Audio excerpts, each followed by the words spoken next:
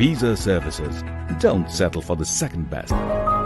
Study at RGIT Australia, gateway to the skilled world. KBA Global, Education and Migration.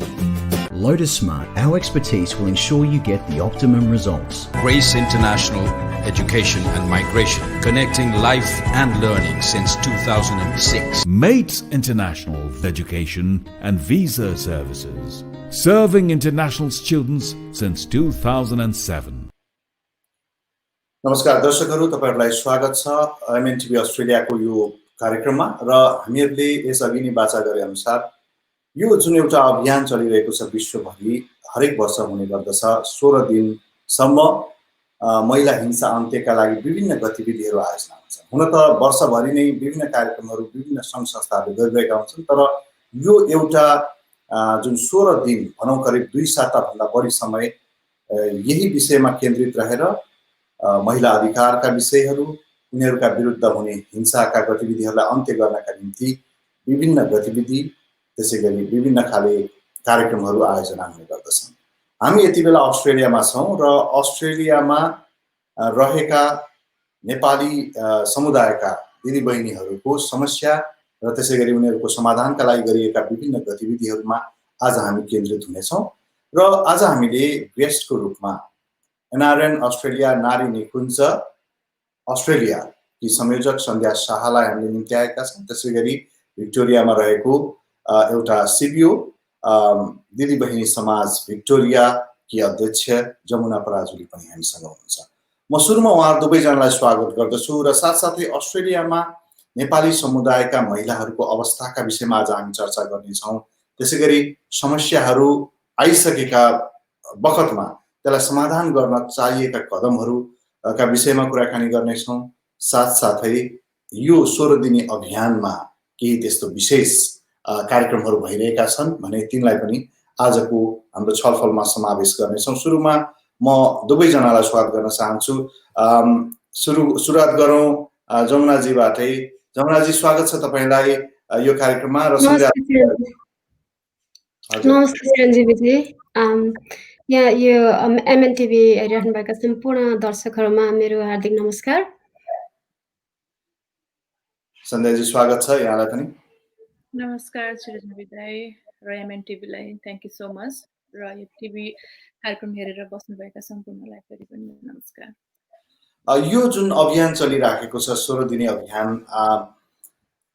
यसमा मुख्यतया महिलाका विरुद्ध हुने हिंसा जुन छ त्यसलाई अन्त्य गर्ने भन्ने विषयलाई केन्द्रमा राखिएको छ। अब यो सुरुवातमा म जमुनाजीबाट जान चाहन्छु। भिक्टोरियामा चाहिँ दिदीबहिनी समाजले साथसाथै यहाँको रहेका नेपाली समुदायका सदस्यहरू जो हुनुहुन्छ उहाँहरू कस्तो अवस्थामा हुनुहुन्छ र साथसाथै दिदीबहिनी समाजले के गरिरहेको छ संक्षेपमा सुरुमा पाउँ। Thank you Chiranjeevi ji. अब सर्वप्रथम त म अलिकति यो जेन्डर बेस्ड भाइलेन्सको बारेमा कुरा गर्न चाहन्छु र यो जेन्डर बेस्ड भाइलेन्स जुन हामी अहिले 16 days activism against gender based भाइलेन्सको एउटा क्याम्पेनमा छौं, ग्लोबल क्याम्पेनमा।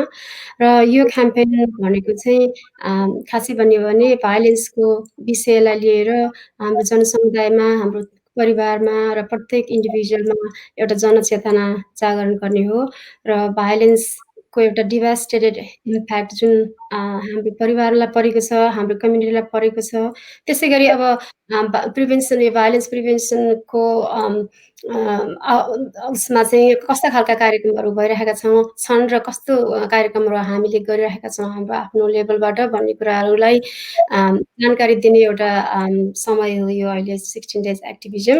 र यसमा अब भिक्टोरियामा हेर्ने हो भने हाम्रो समुदायमा अब भाइलेन्स को जुन अवस्था छ यो निकै नै अहिले स्पेशली अझ क्राइसिस, यो कोभिडको क्राइसिसमा झन् बढेको हामीले पाएका छौं। र किनकि हामीले प्रत्येक हप्ता जस्तो विभिन्न दिदीबहिनीहरूबाट हैन कल आउने, अलिकति इस्यु भएको कुराहरू सुनिने भयो र त्यसमा अब दिदीबहिनी समाजको रेस्पोन्स भनेको हामीले त्यसरी रेस्पोन्स गर्ने हामीमा त्यस्तो मेकानिजम त छैन। तर हामीले के गर्यौं त भन्दाखेरि हामीले त्यसरी आएको जुन सहयोगको लागि आउनुभएका जुन दिदीबहिनीहरू छन् उहाँहरूले जुन हामीप्रति एउटा सहयोग माग्नुभयो उहाँहरूलाई चाहिँ हामीले विभिन्न यहीँकै अर्गनाइजेसनमा रिफर गर्ने लिङ्केज गराइदिने अनि उहाँहरूसँग कन्टिन्यू रूपमा कुराकानी गर्ने र कस्तो छ उहाँहरूको अवस्था त्यसलाई बुझ्ने र सेफ हुनुहुन्छ कि हुनुहुन्न मुख्य कुरा उहाँहरूको आफ्नो जीवन चाहिँ सेफ छ कि छैन भन्ने कुराहरूमा बढी ध्यान दिने र उहाँहरूको एउटा क्यापासिटीलाई कसरी बढाउन सकिन्छ भन्ने कुरातिर बढी ध्यान दिँदै विभिन्न खालका कार्यक्रम पर्सनल लेभलमा गरिरहेका छौँ भने अब कम्युनिटीकै लेभलमा हेर्ने हो भने हामीले जनचेतना जगाउने कामहरू यहाँले देखिरहनु भएको छ हाम्रो सोसियल मिडियामा पनि त्यो गरिरहेका छौँ र भर्खरै मात्र हामीले नेपालको कर्णाली प्रदेशमा भएका दिदीबहिनीहरूलाई सपोर्ट गर्नको लागि उहाँहरूको पुनर्स्थापना गर्नको लागि $4,000 डोनेसन गऱ्यौँ आवाज भन्ने एउटा संस्थाको मार्फतबाट त्यो पनि हाम्रो यो एउटा रेगुलर सधैँ हाम्रो 30को प्रोग्रामबाट हुने एउटा सपोर्ट हो दिदीबहिनीहरूको लागि र यो चाहिँ हाम्रो 6औँ वर्ष हो यो पनि हामीले अब कन्टिन्यू गर्दै जान्छौँ हामीले सकेसम्म भन्ने हामीले विचार गरेका छौँ र एउटा प्रिजर्भिङ कल्चर रेजिङ होप भन्ने एउटा नारालाई अगाडि सारेर हामीले यो कार्यक्रम सुरुवात गरेका थियौँ आजभन्दा 5 वर्ष अगाडि र हामी प्रत्येक वर्ष एकदमै आफूलाई सफल भएको अनुभव हामीले गरिरहेका छौँ र अब भाइलेन्सको अरू कुरा गर्नु पर्दाखेरि धेरै त्यहाँ कारणहरू त धेरै छन् म अहिले फेरि पछि भन्नुपर्ने अवस्था हुन्छ होला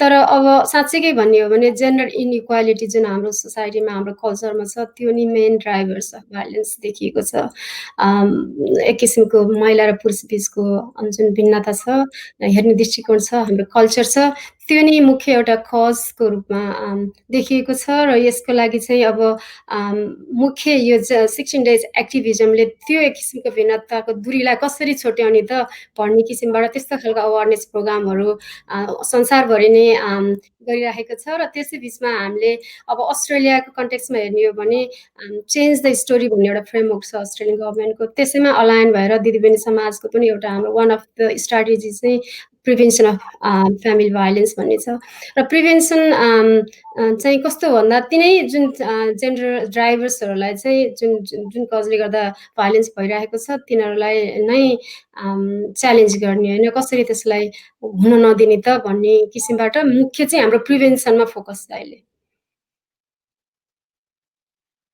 धन्यवाद छ तपाईँलाई यो जुन अहिले भइरहेको पछिल्लो गतिविधिको बारेमा जानकारी गराइदिनु भयो नारी निकुञ्ज अस्ट्रेलियाले आफ्नो जुन नेटवर्क छ त्यो अस्ट्रेलियाका सबै राज्यहरूसम्म पुगेको नेटवर्क छ यो one of the biggest women's network पनि हुनसक्छ नेपाली समुदायको लागि र त्यो हुँदै गर्दाखेरि नारी निकुञ्जले चाहिँ के गरिरहेको छ यो 16 दिने अभियानलाई केन्द्रित गरेर यति बेला र समग्रमा एज अ होल यो जेन्डर बेस्ड डिस्क्रिमिनेसनलाई चाहिँ हटाउने सवालमा त्यसलाई अन्त्य गर्न कम गर्ने सवालमा के गरिरहेको छ thank you so much for your question Chiranjeevi दाई यहाँले भनिसक्नु भएको छ नारी निकुञ्ज अस्ट्रेलिया अहिले सिडनीमा मात्रै सीमित छैन नारी निकुञ्ज अस्ट्रेलिया 8वटा स्टेट प्लस टेरिटरी भन्न चाहन्छु डार्विनदेखि लिएर ताजमेनियासम्म पनि पुगेको छ यो 2-3 वर्ष भयो नारी निकुञ्ज अस्ट्रेलियाले यो अस्ट्रेलियाभरिको नेसन वाइड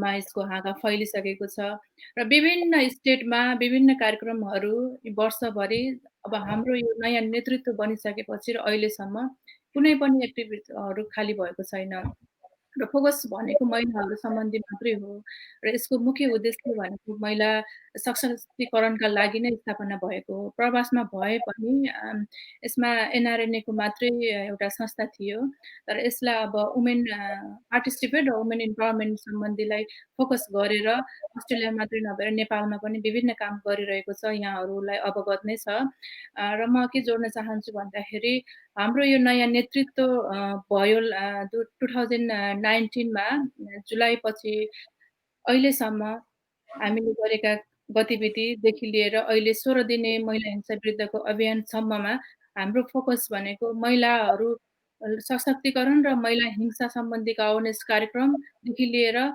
महिलालाई सिपमूलक तालिम सम्बन्धीदेखि यस्ता किसिमका कामहरू गरिरहेको छ र हामी अस्ट्रेलियामा मात्रै सीमित छैनौँ मैले भन्दै गरेको छु कि हामी प्रवासमा आए पनि हाम्रो तन प्रवासमा भए पनि मन सधैँ नेपालमा हुन्छ र नेपालमा गरिबीको रेखामुनि पिल्सिएका नेपाली महिलाहरू जुन एक छाक खानको लागि धौधौ परेको हुन्छ, जसलाई श्रीमानले पनि छोडेर हिँडेका हुन्छन्।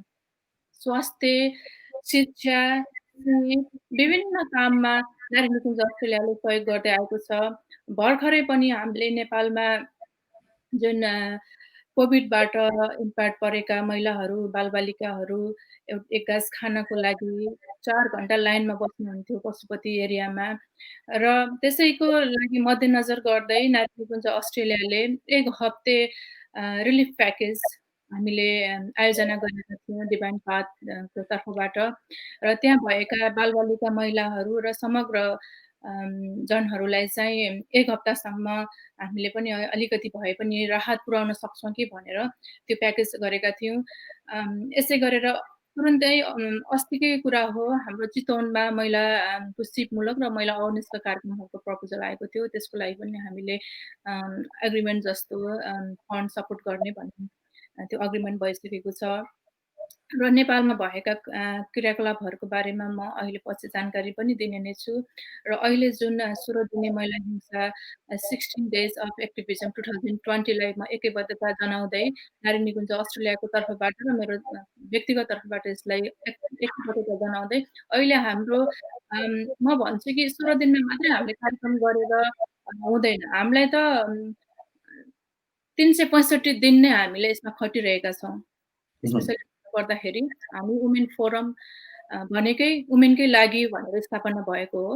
यसका अलावा अन्य काममा पनि हामीले फोकस गरेका छौँ। तर म भन्छु 365 डेज नै हामीले महिलाका लागि कुनै न कुनै दिन हामीलाई यस्ता घटनादेखि लिएर यस्ता किसिमका क्रियाकलाप हामीलाई फोन कल आउँदाखेरि चाहिँ हामी यत्तिकै राति 11 बजे, राति 12 बजे बिहान नखाएर हामी महिलाकै लागि आएका कोही डिप्रेसनमा गएका हुन्छन्, कोही घरेलु हिंसाबाट पीडित भएर घरबास नभएर बाहिर बस्न बाध्य भएका हुन्छन्, कसैको कोही पनि हुँदैन सहारा यहाँ र गाँसबास कपासको त पुरै जाओस्, एउटा आफ्नो मान्छे समेत पनि नहुने यो अस्ट्रेलिया जस्तो ठाउँमा नेपाली महिलाहरू त्यसरी पीडित भएका छन् र हामीले यो 16 दिनमा मात्रै कार्यक्रम गरेर हामीले उहाँहरूलाई दिने हामी राहत दिन सक्दैनौँ। हामी 365 डेज नै हामी खटिएका छौँ।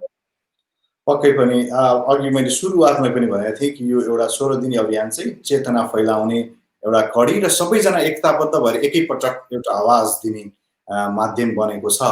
तर त्यस बाहेक पनि हामीले हरेक दिन यसमा केन्द्रित हुनुपर्ने आवश्यकता छ। अलिकति यसको रुट कजको कुरा गर्नुभयो अघि जमुनाजीले, साँच्चै नै हामीहरूले जबसम्म त्यसको उद्गम स्थल पत्ता लगाउन सक्दैनौँ तबसम्म त्यसको अन्त्य हुँदैन अथवा त्यसको पहिचान र निर्मूलीकरण हुन सक्दैन भन्ने कुरा हो। अलिकति यहाँहरूको अनुभवले, यहाँहरू आफै पनि एउटा वर्किङ वुमनहरू हुनुहुन्छ, काम गर्नुहुन्छ, तपाईँहरू आफै पनि नेपालमा पनि तपाईँहरूले काम गर्नुभएको थियो र अस्ट्रेलियामा आएर पनि काम गर्नुहुन्छ यति बेला र यी संस्थाहरू पनि नेतृत्व गरिराख्नु भएको छ। अलिकति तुलना गरौँ, अस्ट्रेलियामा भएको यो जेन्डर बेस्ड डिस्क्रिमिनेसन चाहिँ कस्तो कस्तो हो, कस्तो अनुभवहरू तपाईँहरूसँग छ र साथसाथै अस्ट्रेलियामा र नेपालमा चाहिँ फरक के छ यो डिस्क्रिमिनेसनमा? जमुनाजी। हजुर, कस्तो राम्रो क्वेसन सोध्नुभयो हजुरले है। मलाई चाहिँ एकदमै कस्तो लाग्छ भने हामी अस्ट्रेलियामा आएका छौँ, माइग्रेट भएका छौँ होइन। हाम्रो as a whole as a migrant we have same challenges होइन, चाहे त्यो वुमेन होस् चाहे मेन होस्। तर जब हामी यहाँ आए पनि हाम्रो कल्चर हामीले आफैमा लिएर आएका छौँ। त्यो कल्चर जुन कल्चर छ जहाँ चाहिँ हामी कुन कल्चरबाट आयौँ त भन्दा हामी त्यो patriarchal norms जहाँ चाहिँ male are supreme of the household and women are always dominated. Women are taken as a second citizen in our society for generations के अब हामीलाई त्यो कुनै कसैलाई दोष छैन, यो जेनेरेसनको दोष हो जस्तो लाग्छ मलाई चाहिँ। अनि त्यो कल्चर हामीले सँगै लिएर आयौँ। तर यहाँ आएपछि के भयो भन्दाखेरि हो अब हाम्रो ग्रोन अपबाटै सुरु हुन्छ मेरो विचारमा। ग्रोन अप कस्तो भयो भन्दा हामीले छोरालाई दिने संस्कार अनि छोरीलाई दिने संस्कार भिन्नै संस्कार, एउटै घरमा भए पनि हामी भिन्नै संस्कारमा हुर्क्यौँ। मेरो आफ्नै अनुभव पनि हो थियो है। छोरीले किन पढ्नु पर्यो अर्का घरमा जाने जात, छोराले पढ्नुपर्छ किनभने उसले परिवार हाम्रो एउटा वंशलाई धान्नुपर्छ, परिवार धान्नुपर्छ, अनि ऊ अलिकति स्ट्रङ हुनुपर्छ। छोरी भनेको सहन सक्नुपर्ने जात हो, सहनु पर्ने जात हो। यस्तो किसिमको एउटा एउटा ग्रोन अप हाम्रो भयो, एउटा हुन्छ नि त्यसरी हामी हुर्क्यौँ। अनि अब तैपनि अब पढियो होइन, एउटै रिलेसन एउटै क्वालिफिकेसन भए पनि हामी अस्ट्रेलियामा आइसकेपछि हामीले आफ्नो आफ्नो कामहरू गरिरहेका छौँ। तैपनि त्यो एउटा जुन कन्सेप्ट छ, जुन केटामा हुने कन्सेप्ट र जुन केटीमा हुने कन्सेप्ट, जुन एउटा धारणा छ, त्यो धारणा हामीबाट गएन। त्यो नजाने बित्तिकै के भयो त भन्दाखेरि एकातिर वर्क फोर्समा उत्तिकै च्यालेन्जेस छ, सँगसँगै काम गरिरहेको छ, अनि केटीको अर्को रेस्पोन्सिबिलिटी भनेको परिवार बनाउने, बच्चा पाउने, प्रेग्नेन्ट हुने, अनि छोराछोरी हुर्काउने पनि भिन्दै छ। अनि त्यो एउटा एक्स्ट्रा रोल छँदैछ फेरि होइन। अनि त्यो सँगसँगै फेरि कति कुराहरू अब भनौँ न श्रीमान र श्रीमतीकै रिलेसनसिपको कुरा गर्दाखेरि घरको हाउस होल्ड कामको जुन लोड केटीकै बढी भयो। अनि त्यस्तै त्यो एक किसिमको त्यो जुन ब्यालेन्स छ नि, पावर ब्यालेन्स हुन नसकेर कन्फ्लिक्ट हुने। अब दुईजनासँगै काम गरेर आइरहेको हुन्छ, केटी चाहिँ ठक्क किचनमा जाने, काम गर्न थाल्ने, केटा टिभी हेर्न थाल्ने, अनि हुँदाहुँदै त्यो केही समयलाई रमाइलो होला होइन, तर पछि जब एकदम लोडको बर्डन हुँदै जान्छ अनि त्यो नै एउटा कन्फ्लिक्टको रूपमा विकास हुन्छ, भइरहेको छ हाम्रो अहिलेको यो परिप्रेक्ष्यमा हेर्दाखेरि। र अब जब केटीहरूले पनि अलिकति च्यालेन्ज गर्ने, थोरै अलिकति म यो होइन है भनेर सोच्न थाल्ने बित्तिकै अनि जुन पुरुषहरूबाट हुने एउटा आउने एउटा जुन रेस्पोन्स छ, त्यो रेस्पोन्स राम्रो नहुने बित्तिकै कन्फ्लिक्ट सुरु भएको देखिन्छ अहिलेको जुन सरसर्ती हेर्दाखेरि, अहिले जुन आइरहेको इस्युहरूमा हेर्दा होइन। खासै भन्यो भने lack of understanding, lack of respect छैन त्यहाँ। त्यो किसिमबाट चाहिँ अब भाइलेन्सका इस्युहरू अगाडि बढिरहेको छ। त्यो चाहिँ म भन्छु यो चाहिँ प्योरली जेन्डर पावरको इम्ब्यालेन्स कज चाहिँ, मेन कज भनेको चाहिँ। अब where is respect would be the solution होइन। एकअर्कामा डिफ्रेन्सेसलाई एक्सेप्ट गर्दै रेस्पेक्ट गर्ने हो भनेदेखि त्यो नै सोल्युसन हुन्छ, त्यो परिवारभित्रै सोल्युसन निस्किन्छ। तर त्यो गर्ने पक्षमा हाम्रो सोसाइटी छैन, हाम्रो इगोले दिँदैन, स्पेसली मेल इगो भन्छु म। किनभने हुन त फ्यामिली भाइलेन्सको शिकार दुइटै जेन्डर हो, तैपनि अब 90% अफ द पर्पिट्रेटर भनौँ न, त्यो चाहिँ फ्यामिली भाइलेन्सको पर्पिट्रेटरहरू चाहिँ मेल हुनुहुन्छ। त्यसले गर्दाखेरि डाटामा त्यो देखिन्छ। त्यसले गर्दाखेरि धेरै कुराहरू यो भाइलेन्स अगेन्स्ट वुमेन भन्ने इस्यु नै अब अगाडि आएको छ होइन। र त्यो एउटा एक किसिमको त्यो जुन हामीसँग एउटा त्यो इगो छ, त्यो इगोले ठुलो रोल खेलेको छ यो भाइलेन्स एक्टहरू हुनको लागि हाम्रो फ्यामिलीमा, हाम्रो सोसाइटीमा। र अहिले चाहिँ यो अब यो वुमेनको मात्र इस्यु होइन, हुन त 90% वुमेनहरू एफेक्टेड छन्, तर this is not only the women's issue. यो चाहिँ अब हाम्रो फ्यामिलीको इस्यु हो, हाम्रो सोसाइटीको इस्यु हो, हाम्रो कम्युनिटीको इस्यु हो, हाम्रो कन्ट्रीको प्लस ग्लोबल इस्यु, एउटा ग्लोबल पेन्डेमिक भएर यो भाइलेन्स देखिएको छ। र यी जस्तै अब त्यति मात्रै नभएर अब अरू विभिन्न कारणहरू, जस्तै अब कन्ट्रोलिङ गर्ने, थ्रेटनिङ गर्ने।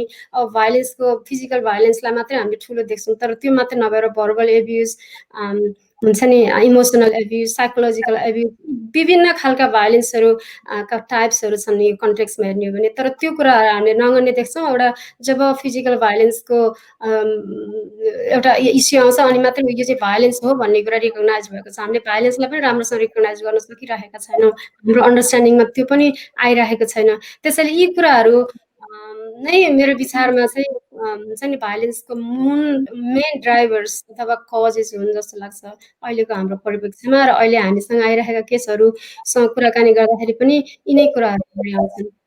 जस्तो नेपाल र यहाँ अस्ट्रेलियाको परिवेशलाई पनि मैले अघि प्रश्नमा जोडेको थिएँ। त्यसलाई चाहिँ तपाईले कम्पेयर गर्दाखेरि के फरक छ कि यहाँ आइसकेका पुरुषहरूमा पनि त्यही तपाईले अघि जे कुराहरू भन्नुभयो त्यही सोच, त्यही इगो बाँकी नै छ अथवा त्यो हट्दै गएको छ? म त भन्छु त्यो बाँकी नै छ। किनभने त्यो हटाउन behavioural change is not easy होइन। It takes time, it takes effort, it takes motivation. मुख्य कुरा करेज। तर म हाम्रो दाजुभाइहरूमा मैले दोषाउन खोजेको होइन, तर हाम्रो दाजुभाइहरूमा एउटा त्यस्तो करेज चाहिएको छ कि जसले गर्दाखेरि उहाँहरूले त्यो एक्सन लिन सकुन्, उहाँले व्यक्तिलाई चाहिने रेस्पेक्ट दिन सकुन् होइन। चाहे त्यो आफ्नो वाइफ होस्, चाहे त्यो बहिनी होस्, चाहे त्यो आमा होस्, वुमेनलाई दिन सक्ने एउटा रेस्पेक्ट देखाउन सक्ने सक्नको लागि एउटा करेजको खाँचो छ। त्यो करेज हामीमा नभएको हो कि जस्तो मलाई भान हुन्छ। त्यो नहुनुको कारण पनि छ, किनभने हामी त्यही कल्चरमा बुवाले त्यही गरेको देख्यौँ, आमा के अरे हजुरबाले त्यही गरेको देख्यौँ, दाइले त्यही गरेको देख्यौँ होइन। अब साथीले त्यही गरेको देख्छौँ। अब म त्यो बाहेक अरू गर्दा म अर्कै हुन्छु कि, हुन्छ नि डर, हुन्छ नि एक किसिमको त्यो करेज। म त्यो साथीभन्दा अर्कै भएँ भने म त आह्वान गर्छु कि एकजना दाइ अथवा एकजना भाइ, एकजना पुरुष चाहिँ एउटा रोल मोडल भएर निस्किन सक्नुभयो भने त्यो नै हाम्रो समाजको लागि एउटा ठुलो उपलब्धि हो। र त्यसले नै एउटा हाम्रो भायोलेन्सको इलिमिनेसन जुन युएनले 2030मा भायोलेन्स अगेन्स्ट वुमेनलाई इलिमिनेट गर्ने एउटा एजेन्डा राखेको छ। त्यो इलिमिनेसन जबसम्म मेल मेम्बरहरू हाम्रो अगाडि आएर एउटा रोल मोडल देखिनुहुन्न तबसम्म यो चाहिँ असम्भव देख्छु मैले हेर्दाखेरि होइन। हामी हो वुमेनले हामीले विभिन्न कार्यक्रमहरू गर्छौँ, तर गरेर मात्रै होइन, त्यसमा चाहिने हामीलाई सपोर्ट चाहिने भनेको हाम्रो दाजुभाइहरूबाट छ, हाम्रो पुरुष साथीहरूबाट छ। त्यसैले आउनुहोस्, म त भन्छु आह्वानै गर्न चाहन्छु कि एउटा करेज लिनुहोस्। तपाईँले अर्को साथीको भन्दा अर्को अलिकति डिफ्रेन्ट हुँदाखेरि केही हुँदैन। तपाईँ भोलि गएर तपाईँ आफूलाई प्राउड फिल गर्नुहुन्छ, तपाईँ एउटा वाहक बन्न सक्नुहुन्छ, तपाईँको नाम ठुलो हुन्छ होइन। त्यो नबुझेर हो कि यता बुझेर हो, म अर्कै भिन्नै हुने हो कि के हुने एउटा डर लाग्ने हो कि त्यो चाहिँ थाहा छैन होइन। त्यो अब ठुलो एउटा क्वेसनै छ, एउटा रिसर्च गर्नुपर्ने एरियै छ होइन। तर त्यो चाहिँ हुन नसकेको जस्तो लाग्छ मलाई। र सन्ध्याजीसँग म जान चाहन्छु। जस्तो न्यू साउथ वेल्स चाहिँ अझ बढी ठुलो जनसङ्ख्या रहेको अस्ट्रेलियाको स्टेट हो र अब युआर लिडिङ पुरै अस्ट्रेलिया नै पनि होइन। एउटा महिलाको नारी निकुञ्जको नेतृत्व गरिरहँदाखेरि, नारी निकुञ्ज अस्ट्रेलियाको नेतृत्व गरिरहँदाखेरि कस्ता कस्ता खालका इस्युहरू आएका छन्। र अहिलेको मेरो प्रश्न फेरि पनि कि यो दुईटा समाज जुन छ नि, हामीले यो अस्ट्रेलियामा आएर बनाएको नेपाली समाज र नेपालमा रहेको नेपाली समाजको डिस्क्रिमिनेसनको प्रकारहरू, परिवर्तनहरू कस्तो देखिन्छ? डेफिनेटली एकदमै राम्रो क्वेसन चिरञ्जीवी दाइ। अस्ट्रेलियामा आउँदै गर्दा नेपाली महिलाको ब्याकग्राउन्ड भनौँ न, अब टोटली नेपाली कल्चरमा हुर्किएका हुन्छन् होइन। अहिले त धेरै परिवर्तन पनि भएको छ, नेपाल भएको छैन, नभएको पनि होइन। तर त्यहाँबाट यहाँ आउँदै गर्दाखेरि धेरै कुरामा परिवर्तन आउँछ। एउटा त यस्तो पनि छ, भाइलेन्स कसरी हुन्छ भन्दाखेरि पनि हामी जुन महिला अस्ट्रेलियामा आउँछौँ त्यो महिलाहरूको सम्पूर्ण चेन्ज हुन्छ। अब लवाई खुवाईदेखि लिएर हरेक कुरा चेन्ज हुन्छ होइन। त्यो कुरा उहाँको श्रीमानलाई, उहाँको पार्टनरलाई मन नपरेको हुन्छ। कतिपय कुराहरूमा कपडाकै कुरामा पनि यहाँ धेरै इस्युहरू बनेर हिंसा भएको र धेरै किसिमका इन्सिडेन्टहरू घटेका छन् होइन। त्यो भनेको कस्तो भनेदेखि मैले जोड्न खोजेको, नेपालबाट आइसकेपछि यहाँको एउटा कुनै भनौँ न कपडादेखि लिएर बोलीचालीदेखि लिएर अब काम गर्दाखेरि नै अब नेपालमा धेरै हाम्रो पुरुष देश हो भन्ने कुरा हामीलाई थाहै नै छ होइन। तर अहिले धेरै महिलाहरू पनि काम गर्नुहुन्छ। त यहाँ आइसकेपछि हस्बेन्ड वाइफ दुइटैले काम गर्दाखेरि काममा गएको वाइफलाई पनि विश्वास नगर्ने होइन। नेपालमा त घरमा बसिरहेको थियो होला त्यो श्रीमती, तर यहाँ आइसकेपछि त दुवैजनालाई अनिवार्य काम गर्नुपर्ने हुन्छ होइन। त्यो हिसाबमा पनि एउटा धेरै नै फरक छ। र विकसित राष्ट्रमा आएर पनि सोच चाहिँ नेपाली र मैले त्यो भन्न खोजेको होइन कि नेपाली पुरुष मात्रै हिंसक हुन् भन्न म खोजेको होइन। तर अल ओभर हामीले हेरिसकेका छौँ, हामीले पढेका पनि छौँ होइन। देशभरि अस्ट्रेलियामै पनि 3 जना महिलाहरूमा 1 जना घरेलु हिंसाको भिक्टिम हुन्छ भन्ने कुरा। र यहाँ चाहिँ कस्तो छ भन्दाखेरि अघि उहाँले भन्नुभयो जस्तै कस्ता किसिमका घटनाहरू आउँछन्। र न्यू साउथ वेल्स भनेको ठुलो स्टेट र मैले यो अस्ट्रेलियाबाट लिड गर्दाखेरि मलाई न्यू साउथ वेल्सको मात्र होइन कि विभिन्न स्टेटबाट पनि फोन कलहरू आउँदाखेरि, जस्तै लास्ट टाइम पनि मैले चिरञ्जीवी दाइसँग कन्भर्सेसन गर्दाखेरि चाहिँ त्यसमा दाइजोको ल्याएन भन्ने हिसाबमा पनि यहाँ आएर दाइजो प्रथाको कुरा गरेर त्यस्तो किसिमको हिंसा पनि भएको छ महिलामाथि होइन। त्यो भनेको त हाम्रो के हो, हामी स्टिल पनि नेपालमै पनि कतिपय परिवारमा दाइजो लिनु हुँदैन भन्ने अवस्थामा पुगिसक्नु भएको छ। त थोरै है 5% जति होला, 95% जति त अझै पनि दाइजो आओस् भन्ने आशामा हुनुहुन्छ। र अझ त हाम्रो तराई क्षेत्रमा भनौँ स्पेसल्ली त्यहाँको एरियामा अझै पनि केटा मान्छे पढेको आधारमा दाइजो दिने रे होइन, भनेको त चेलीलाई बेचे सर हो। भने चाहिँ यस्तो ठाउँमा आएर पढिराख्दाखेरि पनि दाइजोकै लागि भएर त्यो घटनाहरू घटिनु, घरेलु हिंसा हुनु, डिप्रेसनमा जानु भनेको त कति लज्जास्पद कुरा छ यस्तो ठाउँमा आएर। र अर्को कुरा के छ भन्दाखेरि श्रीमान श्रीमती अन्डरस्ट्यान्डिङमा आउनुहुन्छ होइन अस्ट्रेलिया।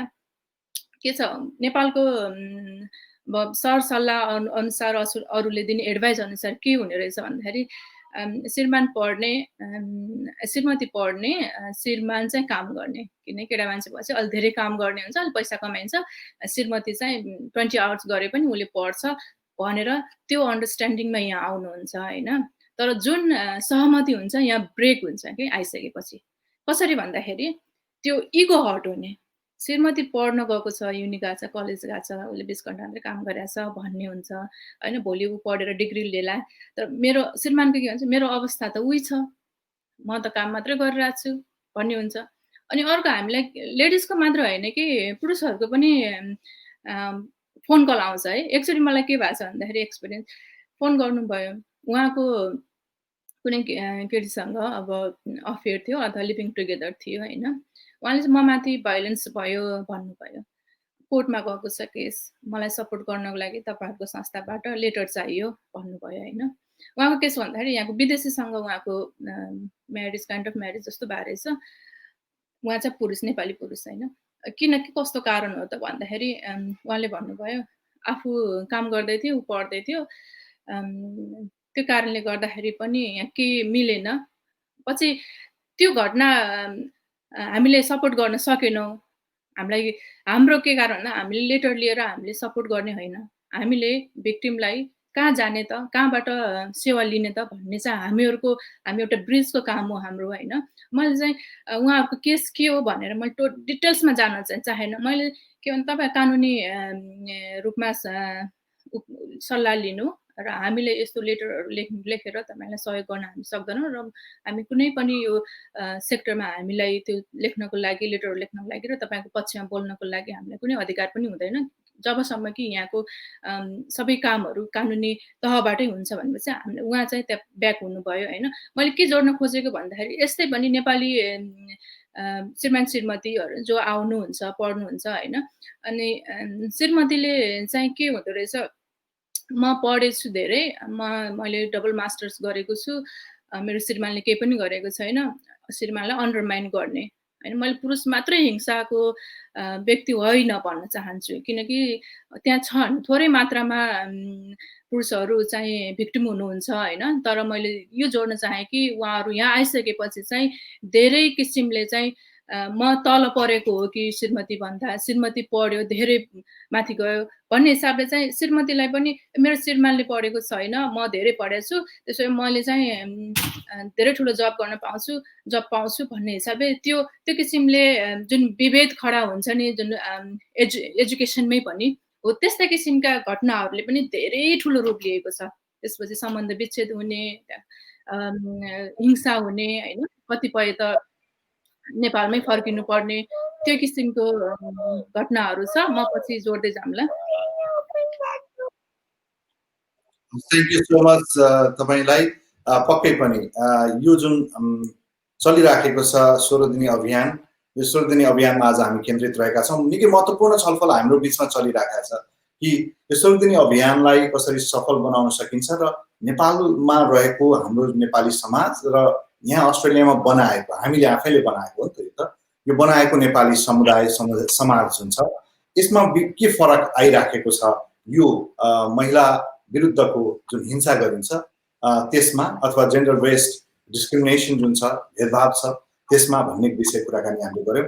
एउटा महत्त्वपूर्ण चाहिँ विषय उठान भयो कि जस्तो यहाँ आएर पनि अहिले पनि दाइजो एक्सपेक्ट गर्ने अथवा दाइजो नल्याएको अथवा दाइजो कहिले ल्याउनु पर्थ्यो भनेर त्यसमा चाहिँ हिंसा हुने कुरा अहिले यहाँ उठ्यो, जुन पक्कै पनि 21औं शताब्दी र त्यसमाथि पनि एउटा डेभलप्ड वर्ल्डमा आएर पनि त्यो हामी विषय बोकिराखेका छौँ भने त्यो चाहिँ एउटा क्यान्सरको रूपमा रहन सक्छ। त्यसलाई हामीले हटाउन आवश्यक हुन्छ समयमा नै जस्तो लाग्छ। जमुनाजीतर्फ जान चाहन्छु म थोरै।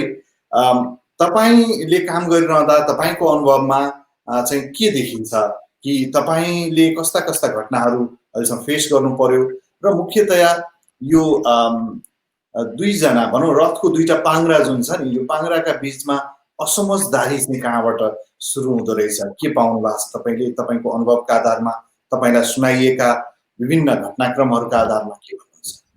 हजुर सर्वप्रथम त म अलिकति अघि सन्ध्याजीले भन्नुभएको कुरामा जोड दिन चाहन्छु। दाइजो एउटा one of the cause of violence होइन अब हाम्रो कन्टेक्समा यहाँ मात्रै नभएर के अरे सरी नेपालमा मात्रै नभएर यहाँ पनि देखिएको चाहिँ साह्रै अचम्म लाग्दो कुरा लाग्यो मलाई।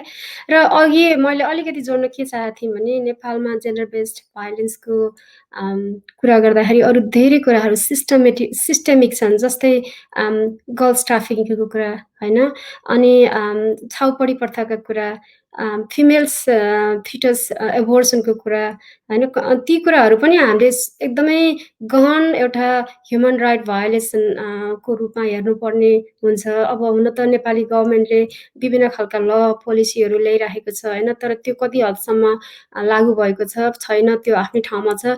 तर नेपालको कन्टेक्समा चाहिँ अझै यहाँभन्दा पनि बढी जेन्डर बेस्ड भायोलेन्सको जुन एउटा इन्टेन्सिटी छ त्यो चाहिँ एकदमै हाई छ। ती विभिन्न कारणहरूले गर्दाखेरि अब कल्चरल रूपमा विभिन्न खालको भायोलेन्स भए पनि जस्तै फिजिकल, इमोसनल, इकोनोमिकल, के अरे साइकोलोजिकल भायोलेन्स त छँदैछ, त्यही पनि ती विविध अरू जेन्डर बेस्ड भायोलेन्सहरूले गर्दाखेरि नेपालमा वुमेनहरूको स्टेटस चाहिँ एकदमै नाजुक छ, लो छ र it's like violation of human rights होइन। यो चाहिँ एउटा क्रिमिनल एक्ट हो भन्ने कुरा जब नेपाली समुदायमा नेपालको कन्टेक्समा जबसम्म यो एकदमै ज्वलन्त रूपमा अगाडि आउँदैन तबसम्म धेरै अगाडि जानेछन् हाम्रो नेपालको एउटा समुदाय, एउटा समाज। अब यहाँले अर्को क्वेसन राख्नुभयो यहाँ कस्तो खालको अनुभव गरिराख्नु भएको छ त भन्ने कुरा हो। धेरै केसहरू आछन् अहिले स्पेसली नआएको होइन, सेक्सुअल असल्टदेखि लिएर अब हुन्छ नि सँगै ड्रिङ्क गर्ने अनि त्यसपछि सुरुमा दाइ भन्ने बहिनीको रिलेसन हुने अनि पछि गएर त्यही रिलेसन नै अब एउटा एकदमै धेरै आएको चाहिँ अहिले त्यो छ अलि यङ जेनेरेसनमा दाइ बहिनी भन्ने सेयर्ड एकोमोडेसनमा बस्ने अनि त्यसपछि अनि अब पछि त्यसलाई एक्सप्लोइट गर्न खोज्ने केटाहरूले चाहिँ अब ड्रिङ्क गर्ने अथवा केटीले पनि ड्रिङ्क गर्ने त्यस्तो खालको अलिकति त्यस्तो खालको एउटा कम्युनल इन्भाइरोमेन्टमा पनि हरासमेन्टहरू भएका केसहरू धेरै आएको छ होइन त्यो अहिलेको अवस्थामा चाहिँ। तर त्यो बाहेक अब जब कुराकानी हुने क्रममा के भइरहेको छ भने फेरि अगेन त्यो एउटा इगोको कुरा छ नि, एउटा कल्चरको कुरा छ नि, त्यो चाहिँ अगाडि आइरहेकै छ। जस्तै अब श्रीमान र श्रीमती बिचको कन्फ्लिक्ट हुन्छ अनि अब श्रीमतीले आफ्नो आमालाई अथवा आफ्नो परिवारलाई एकदमै बढी अति भएपछि मात्रै भन्ने गरेको देखिएको छ। जब भन्छ अनि उसको परिवारले के भन्छन् त भन्दा छोरी हो तिमीले सहनुपर्छ, बच्चा पनि छ, बच्चाको लागि पनि सह होइन, सहँदा केही हुँदैन भन्ने खालको एउटा एडभाइस आउँछ होइन उसको माइतीबाट, उसको आमाबाट, उसको बुवाबाट भने यता छोराले त्यही कुरा उसको आमा बाउमा राख्दाखेरि त्यो त्यहाँ गएर पैसा कमाएर ठुली भयो कि होइन उसले हुन्छ नि एक किसिमको त्यो बढी जान्ने हुँदो रहेछ, त्यसलाई जसरी हुन्छ तला बरु हिर्काएर भयो नि तलाउँदा हुन्छ, यदि लागेन भने बरु यहाँ आइज हामी अरू केटी बिहे गरिदिन्छौँ, कति छन् त्यस्ता केटीहरू भनेर त्यस्तो खालको एउटा एडभाइस नआएको पनि छैन। त्यस्तो कुराहरू पनि हामीले सुन्नमा आएका छौँ। त्यो सुन्दाखेरि साह्रै दुःख लाग्छ किनभने होइन अब भनौँ न त्यो सोसाइटी त्यो सोसाइटीको एउटा कन्सेप्ट कस्तो छ त, छोरालाई हेर्ने उता छोराले त्यस्तो एडभाइस पाउँछ उता छोरीले त्यस्तो पाउँछ अनि त्यहाँ काहीँ मिल्ने ठाउँमै छैन कि हुन्छ नि। त्यो छोरोको इगो झन् हाई भएको छ भने उता छोरी झन् डोमिनेटेड भएर गइरहेको छ। एक किसिमको उसको भित्र म के गरौँ कसो गरौँ, म यस्तै अवस्थामा बसौँ कि नबसौँ कि कति धेरै कन्फ्लिक्ट हुन्छ। अझ बच्चाहरू पनि भइसकेपछि त्यो आमा भनौँ न ऊ एउटा आमा हो, त्यो खालको अब म आमा हुनको लागि के अब साँच्चै मैले सहनै पर्ने हो त भन्ने खालको एउटा क्वेसन पनि नआएको छैन। त्यो चाहिँ एकदमै च्यालेन्जिङ भएको छ अहिले वुमेनहरूलाई कि एउटा मदरले सहनुपर्छ भन्ने त छ तर कुन हदसम्म सहने त, बााउन्ड्री के हो त भन्ने कुरा पनि हामी आफै वुमेनहरूले पनि बुझ्न सकिरहेका छैनौँ कि त्यो खालको एउटा सशक्तिकरणको कुरा गर्नुभयो सन्ध्याजीले विच इज भेरी इम्पोर्टेन्ट। हामी वुमेन एज अ वुमेन हामी को हौँ त, हाम्रो एउटा रेस्पेक्ट, हामीले आफूलाई कतिसम्म रेस्पेक्ट गर्ने, कुन हदसम्म हामीले यो सहने त भन्ने कुरा पनि बुझ्नुपर्ने अवस्था आएको छ होइन। त्यो मैले धेरै देखिरहेको छु, वुमेनहरूले धेरै सहिरहनु भएको छ। न कि पहिला अब एकदमै भायोलेन्ट स्थितिमा भएर पनि फेरि मिल्न खोज्ने, मिल्न जाने, अनि फेरि दोहोरिने, त्यो एकदमै धेरै भइरहेको छ अहिलेको कन्टेक्स्टमा। र यो कुरा चाहिँ अब मैले अघि नै भनिसकेँ, हाम्रो दाजुभाइहरूमा एउटा करेज हुनु पर्यो, रेस्पेक्ट गर्न सक्ने एउटा क्षमता हुनु पर्यो। आफूले आफूलाई म को हुँ, मेरो विचार के हो, मेरो बोलीले के असर गरिरहेको छ, मैले गरेको एक्ट राम्रो हो कि होइन भनेर जबसम्म त्यो खालको अवेरनेस हाम्रो पुरुष साथीहरूमा आउँदैन, दाजुभाइहरूमा आउँदैन, तबसम्म चाहिँ अलिकति यो समस्याहरू झन् बढ्दै जान्छ जस्तो मलाई लाग्छ। तर त्यति भन्दैमा हाम्रो दिदीबहिनीहरूले पनि आफू म को हुँ, मैले कतिसम्म सहने, के गर्दा हुन्छ र कुन कुरा चाहिँ सहने हो, कुन कुरा चाहिँ होइन भन्ने कुरा पनि बुझ्नुपर्ने आवश्यकता देखिएको छ। र at the same time young जेनेरेसनमा चाहिँ मैले गरेको एक्टहरू के हुन् त, साँच्चै यो एक्ट ठिक छ कि छैन भनेर सोच्ने बेला पनि आएको छ यङ जेनेरेसनमा चाहिँ होइन। किनभने सुरुमा एउटा रिलेसनसिप इस्टाब्लिस हुन्छ, अनि त्यही रिलेसनसिप नै एउटा एक्सप्लोइटेसनको रूपमा गइरहेको छ अहिले हेर्दाखेरि यङ जेनेरेसनमा चाहिँ। त्यो कुराहरू हामीले बुझ्नुपर्ने छ। र हामीमा आएको एउटा जुन केसहरू छन्, जुन हामीले कुराकानी गरेका केसहरू चाहिँ त्यस्ता खालका छन् अहिले सरसर्ती हेर्दाखेरि। अब हामी लगभग 35 मिनट हामीले कुराकानी गरिसकेका छौँ। अब हामी ऱ्याप गर्छौँ, बिट मार्छौँ, तर त्यसभन्दा अगाडि महत्त्वपूर्ण प्रश्नहरू उठेका छन्। यो विषय हामीले भन्यो नि कि 365 दिनै यसमा छलफल गर्ने मात्र होइन, यसलाई चाहिँ आफूलाई रूपान्तरण गर्ने प्रयास पनि गर्नुपर्दछ जस्तो लाग्छ। त्यो प्रयास जारी नै छ। तपाईँहरू दुवैजना चाहिँ मदर पनि हुनुहुन्छ होइन, आमा पनि हुनुहुन्छ। तपाईँहरूले आफ्नो सन्तानलाई चाहिँ कस्तो खाले, हिजो अहिले हामीले चाहिँ दोष दियौँ त्यो जेनेरेसन, हिजोदेखि आइरहेको जेनेरेसनले गर्दाखेरि चाहिँ यो समस्या जिउका त्यौँ रह्यो भनिरहँदाखेरि तपाईँहरूले चाहिँ आफ्ना सन्तानहरूलाई कस्तो खालको संस्कार दिनुभएको छ र तपाईँहरू के एडभाइस गर्न चाहनुहुन्छ जो अब न्यू फ्यामिली छ त्यसलाई चाहिँ कसरी आफ्नो सन्तानहरूलाई, आफ्नो अब आउने जेनेरेसनलाई चाहिँ परवरिश गर्नुपर्छ, उनीहरूको ब्रटअपमा कसरी चाहिँ लैजानुपर्छ यो इस्युलाई जस्तो लाग्छ। तपाईँहरू यसमा केही सेयर गर्न सक्नुहुन्छ? सुरुमा जमुनाजीबाटै जाउँ न त। हस्, थ्याङ्क यू। कस्तो राम्रो कुरा उठाउनु भयो। एकदमै यो कुरा हामीले ठुलै छलफलमा ल्याउनुपर्छ जस्तो लाग्छ मलाई चाहिँ होइन। एकदमै यसलाई चाहिँ हजुरले सबै अरूलाई पनि सोध्ने गर्नु होला, एकदमै मेरो अनुरोध है।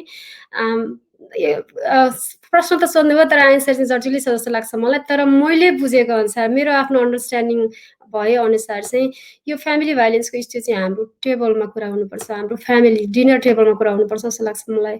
न कि यो समस्या के हो त, किन भइरहेको छ, हाम्रो बच्चाहरूलाई सानोदेखि अवेर गराउनु पर्ने हुन्छ।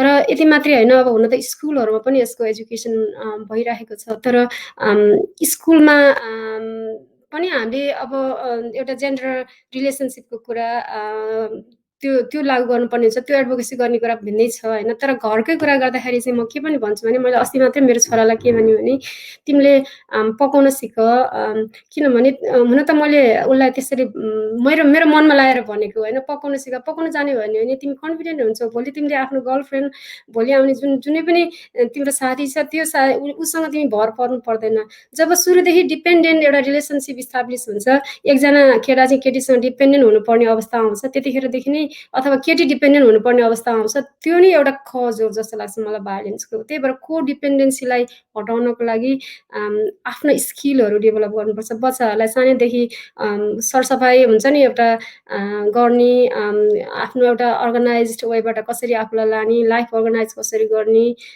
किचनमा कसरी काम गर्ने, सिम्पल कुराहरू, ती सिम्पल कुरा हुन्। तर ती भोलि गएर रिलेसनसिपको स्टेजमा आउँदा ती कुराहरू ठुला हुन्छन्। केही नजानेको भनेर एकले अर्कालाई हेप्ने खालको एउटा परिस्थिति आउने बित्तिकै कन्फ्लिक्ट सुरु भइहाल्यो। त्यही भएर प्रत्येक साना साना कुराहरूलाई एउटा गहन रूपमा बच्चाहरूलाई एजुकेसन गर्दै जाने, र प्लस भाइलेन्सको इस्यु ठुलो छ होइन। Main cause of death and disability हो।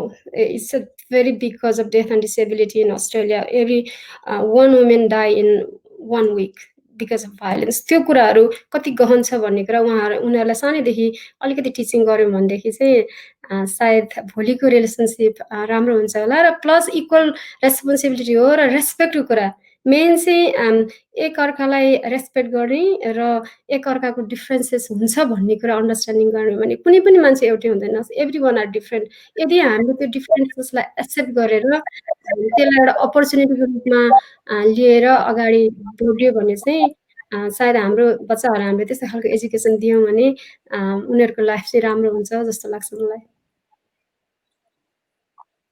थ्याङ्क यू सो मच तपाईँको एन्सरको लागि अब सन्ध्या सेम क्वेसन फर यु कि हामीले जुन आफूले चाहिँ हामीले भन्नु त भन्यौँ अघि मैले क्वेसनमा राखेँ कि नेपालमा यस्तो भयो यो जेनेरेसन यस्तो भयो हामीले यो भोग्यौँ भन्यौँ अब हाम्रो भन्दा पछिको पुस्ता भविष्यको पुस्ताले नभोगोस् भन्नका लागि उनीहरूको ब्रटअपमा हामीले जे समस्या आफूमा देखेका थियौँ अथवा आफ्नो परिवेशमा देखेका थियौँ त्यसलाई हटाउनलाई के गरिँदैछ एक्चुअली भन्नुपर्दाखेरि म सेकेन्ड जेनेरेसन भन्न चाहन्छु होइन हामी के छ भन्दाखेरि हामी नेपालमा हुँदाखेरि हाम्रै फ्यामिलीबाट भनौँ हाम्रै समाजबाट हाम्रै देशबाट हामीले के सिक्यौँ भन्दाखेरि महिला किचनमा जाने हो श्रीमती भनेको खाना पकाउने हो घर सफा गर्ने हो बालबच्चालाई स्कुल पठाउने श्रीमानलाई आएपछि डिनर अथवा खाजा रेडी गर्ने र उहाँहरूको कपडा रेडी गर्ने पठाउने भन्ने कल्चरमा हामी हुर्क्यौँ अहिले जुन हामी अस्ट्रेलियामा छौँ हाम्रो कल्चर केही पनि फरक छैन त्यही कल्चर कसले सिक्छ त हाम्रो सेकेन्ड जेनेरेसन हाम्रो बालबच्चाले सिक्छन् त्यो भावनाले चाहिँ उहाँहरूको जेनेरेसनलाई हामीले सिकाउनको लागि हामी अहिलेदेखि हामीले नै जुन महिला पुरुष जो पनि हुनुहुन्छ उहाँहरूले नै यसलाई आफैबाट सुरु गरौँ भोलिका दिनमा हाम्रो बालबच्चाहरू यसै हिंसाबाट पीडित नहुन् र यसै कल्चरलाई अँगाल्दै नजाउन् भन्नको लागि हामी आफैबाट सुरु गर्यो भने पक्कै पनि हामीले कुनै टाइपको एउटा अवेरनेस कुनै वर्कसप गर्नै पर्दैन घरबाटै सुरु भयो भने चाहिँ यसको अन्त्य पक्कै पनि हुन्छ जस्तो मलाई लाग्छ हुन्छ पनि होइन मान्छे बच्चाले जे देख्यो त्यही सिक्छ एउटा इक्जाम्पल दिन्छु श्रीमानले उसको बाबाले भनौँ होइन आफ्नो मामुलाई एउटा नराम्रो वर्ड भनौँ बोल्यो भने भोलि गएर त्यही कपी गर्छ त्यो बच्चाले भनेपछि त्यस्ता किसिमका दिनौँ कति हुन्छ होला जुन हिंसा त हुन्छ भने घरमा एक घरमा मान्छेको त्यति पीडित छन् भनेपछि त्यो एभ्री डे त्यस्ता घटनाहरू घटिरहँदाखेरि त्यो बच्चाको मानसपटलमा के हुन्छ त्यो बच्चाले के सिकिरहेको हुन्छ त एकदमै गाह्रो छ उहाँहरूलाई सिकाउनको लागि हामीले आफैबाट सुरु गर्यो भने मात्रै उहाँहरूले सिक्नुहुन्छ जस्तै हामीले के लर्न गऱ्यौँ त हामीले नेपालमा बस्दाखेरि र अरू देशमा पनि छ है मैले नेपालको कन्सेन्समा मात्रै मैले भन्न खोजेको होइन कि अरू देशमा पनि महिला हामी काम गर्दै गर्दाखेरि धेरै देशबाट आउनुभएका र अस्ट्रेलियामै बसेका महिलाहरूसँग पनि कुरा हुँदाखेरि चाहिँ उहाँहरूको एक्सपिरियन्स पनि सेम केही पनि फरक छैन उहाँले भन्नुहुन्छ अझ नेपाल अब हाम्रो एसियन कन्ट्री होइन हामीहरू आइसकेपछि तिमीहरूको कस्तो छ त महिला पुरुषको भन्दाखेरि हाम्रो देश त्यस्तो हुन्छ यस्तो हो धेरै कुराहरू महिलाहरूले नै बेर्नुपर्ने हुन्छ कामहरूदेखि लिएर बच्चादेखि लिएर सबै कुराहरू हामीले बेर्नु पर्ने हुन्छ महिलाहरूले भन्दाखेरि हाम्रो पनि केही फरक छैन यस्तो कुराहरू आफ्नो मम्मी ड्याडीको पालामा पनि कति के अरे सहनुहुन्थ्यो केही पनि फरक रहेन रहेछ भन्ने कुराहरू छ होइन अभियसली केही पनि फरक छैन जबसम्म हामीले हाम्रा अबका पुस्ताहरूलाई केही चेन्ज ल्याउनु पर्छ र उहाँहरूले चाहिँ उहाँहरूको विचारमा केही फरक ल्याउनु पर्छ भनेपछि हामी आफैबाट सुरु गरौँ भन्ने म चाहन्छु र सबैजनालाई म त्यही अनुरोध गर्न चाहन्छु अघि जमुनाजीले पनि भनिसक्नु भएको छ होइन महिलालाई दिनुपर्ने रेस्पेक्ट एकअर्कालाई महिलाले पुरुषलाई पुरुषले महिलालाई जबसम्म त्यहाँ रेस्पेक्ट हुँदैन जबसम्म त्यहाँ अन्डरस्ट्यान्डिङ हुँदैन विचार फरक होला हाम्रै पाँचै औँला त बराबर छैन भनेपछि हामी त डिफ्रेन्ट घरबाट आएको हो नि त होइन डिफ्रेन्ट घर कसैको कल्चर ब्याकग्राउन्ड फरक होला नेपालमै पनि हामी त 4 वर्ण 36 जातको फुलबारी हो भन्छ होइन अब हाम्रो कन्ट्री एउटै छ हामी एउटै ठाउँबाट आएको होला एउटै ठाउँको एउटै नेसनालिटी होला तर पनि हामी हुर्किँदाखेरिको कल्चर र हाम्रो अर्को श्रीमान हुर्किँदाखेरिको कल्चर भनौँ त्यो फरक हुन्छ त्यो भावनाले चाहिँ एउटै विचार कसैको पनि हुँदैन सबैको विचारलाई रेस्पेक्ट गरेर अगाडि बढ्यो भने चाहिँ पक्कै पनि यस्ता किसिमका घटना हिंसा कम हुने र डिप्रेसनमा जाने जुन अहिले त विकराल रूप लिएको छ डिप्रेसन धेरै नै यसलाई त महामारी नै भन्न चाहन्छु त्यो त्यस्ता किसिमका घटनाहरू नदोहोरिउन् फ्युचरमा र हामीले गर्नुपर्ने कामहरू त डेफिनेटली हामीले गरिरहेका छौँ र विचार गर्नुपर्ने बुझ्नुपर्ने भनेको सबैजनाले पुरुष महिला एउटै हुन् भन्ने हिसाबले हामी त्यो मानसिकतामा गयो भने चाहिँ पक्कै पनि हाम्रै पालामा हामीले चेन्ज गर्न सक्छौँ जस्तो लाग्छ। यस्ता किसिमका घटनाहरू कमी आउनलाई पनि मद्दत गर्छ जस्तो मलाई लाग्छ।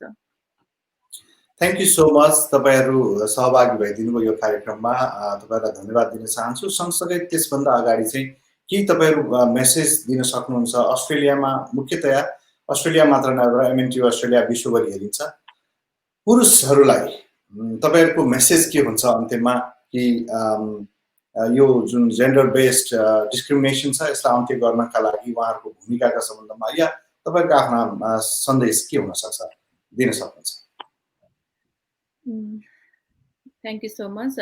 हामी 16 दिने महिला हिंसा विरुद्धको अभियानमै छौँ र यसै 16 दिने महिला हिंसा विरुद्धकै दिनमा हामीले जुन यहाँले यो मिडिया मार्फत हाम्रो विचारहरू राख्ने अवसर दिनुभएको छ र के कस्ता घटनाहरू घटिरहेका छन् भन्ने कुरा हामी प्रत्यक्ष जनमाससम्म हामीले पुर्याउन सक्यौँ होइन।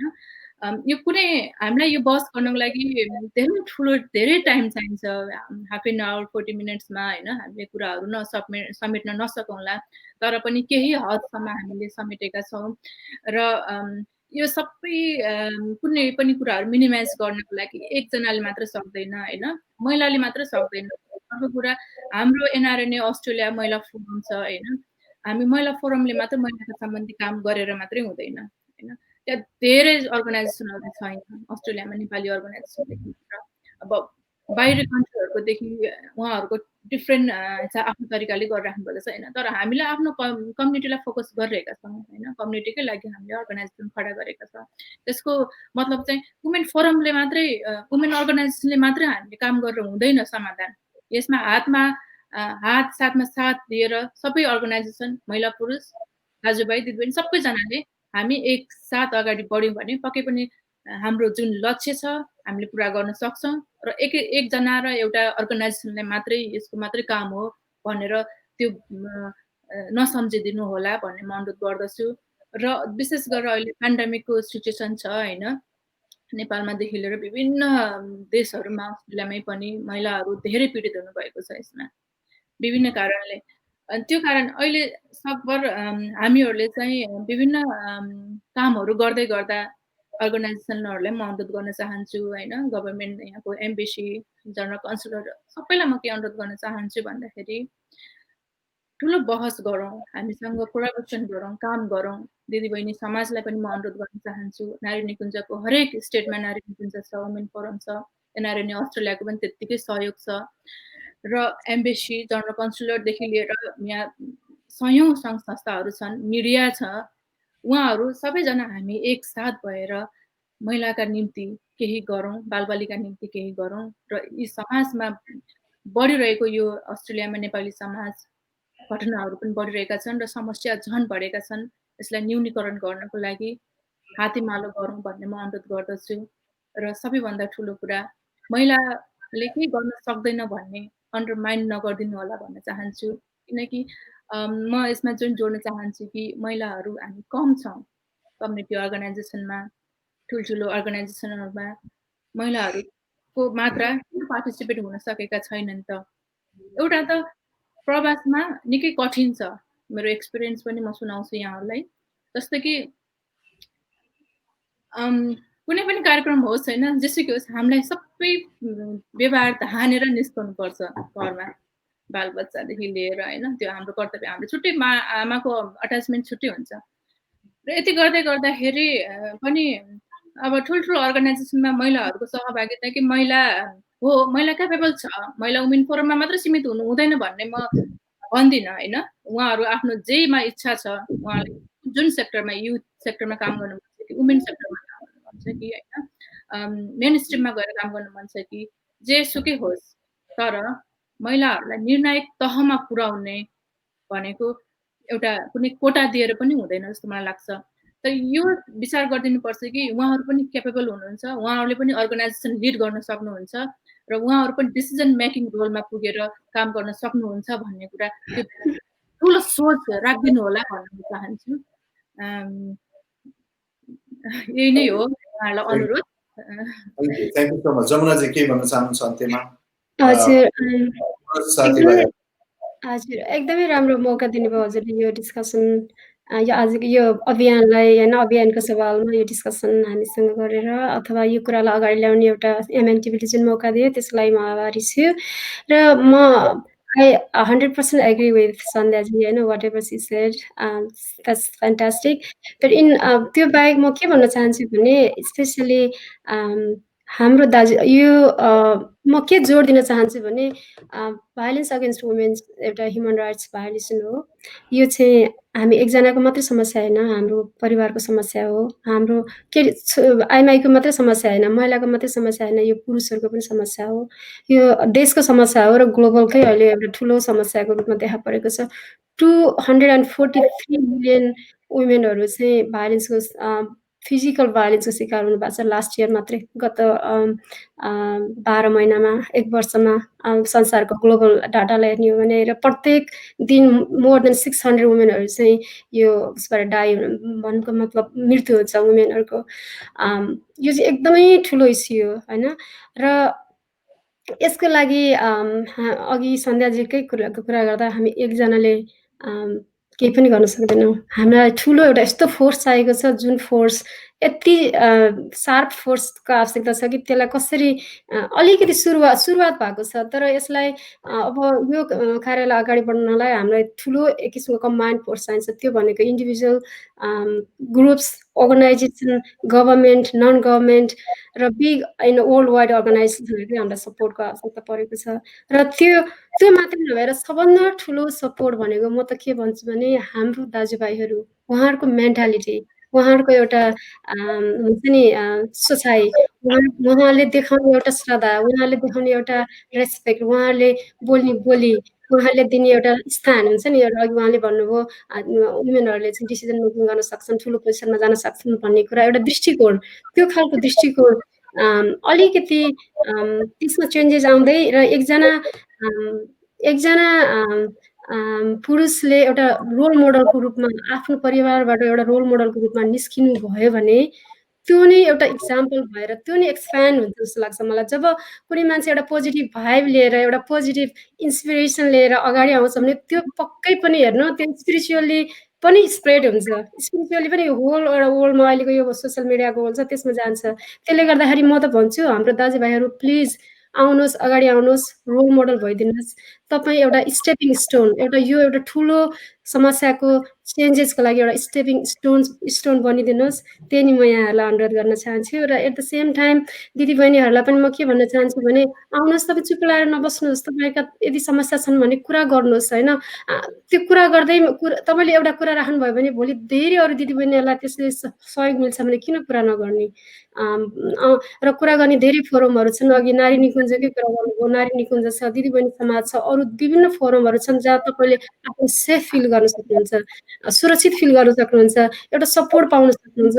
त्यस्ता अर्गनाइजेसनहरूसँग आफूलाई आबद्ध बनाउनुहोस् भन्छु म दिदीबहिनीहरूलाई पनि होइन। जसले गर्दाखेरि हामीले कम्बाइन्डली एउटा यो ठुलो यो डिजिज हो, उहाँले अघि चिरञ्जीवजीले भन्नुभयो यो क्यान्सरकै रूपमा देख्न थालेको छ भन्नुभयो होइन।